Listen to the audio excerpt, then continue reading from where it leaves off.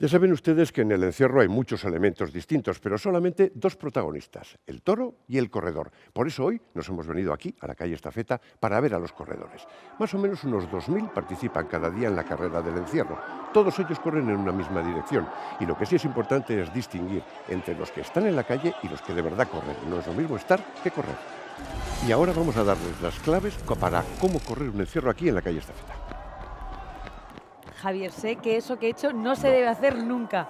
Ir de lado a lado de la calle durante la carrera, cruzando la calle. Nunca. Hay que correr en línea recta, mirando siempre hacia adelante y tampoco quedarse ahí quieto como está ese mozo, ¿eh? Como está ese, evidentemente, hay que hacer lo que están haciendo ellos. Porque al final el encierro se resume en una cosa muy sencilla. Hay que procurar ser alcanzado poquito a poco por velocidad por la manada de los toros y eso sí, procurar no estorbar a los que están a tu alrededor y muchísimo menos a quien ya está colocado en la cabeza del toro. Me encanta porque dice, es una cosa muy sencilla, pero lo complicado que es encontrar el momento en el que uno se introduce en la carrera, porque muchas veces vemos que los mansos van por delante arropando a los bravos, también la velocidad de la carrera que puede ser mayor que la tuya, o los propios mozos que están por medio. Es muy complicado porque en realidad los corredores, aunque sean muy experimentados, aunque conozcan la técnica, al final tienen que contar con la suerte. La suerte es básica en una carrera de este tipo. Javier, ¿cuál es la distancia que suele recorrer un corredor en carrera? Pues mira, en una situación ideal como esta, la calle Estafeta, que es más o menos llana, los toros no corren mucho, aproximadamente unos 40, 50, 60 metros, pero no más. Te hago esta pregunta porque hay gente que todavía me sigue preguntando si se puede correr el recorrido entero, los 848 metros. Eso es imposible en estas condiciones. Imposible también es recorrer toda la estafeta, por eso se corre en tramos. Efectivamente, ni todo el recorrido, ni la calle Estafeta.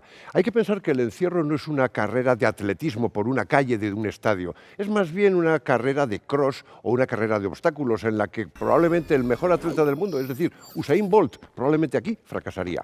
Y hablando de Usain Bolt, ¿cuál es la velocidad que alcanza un toro en carrera?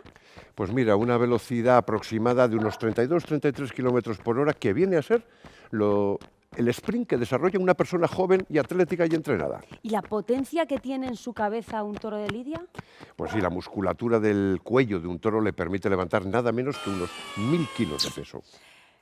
Casi nada, ¿eh? Pero es que no estamos hablando de un toro cualquiera, es el toro de Pamplona, el toro de los Sanfermines. Aquí lo tenemos, mirad qué alzada, qué volumen, qué pitones, impresionante.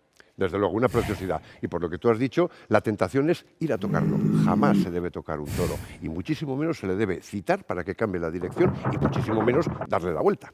Javier, datos, hablemos de emociones, de sentimientos. ¿Qué se siente corriendo el encierro de Pamplona? Pues mira, es difícil, en 2 palabras, ¿eh? es No te doy más. difícil decir en tan corto espacio de tiempo 2 palabras, pero probablemente serían, por un lado, miedo y por otro lado, una enorme satisfacción personal.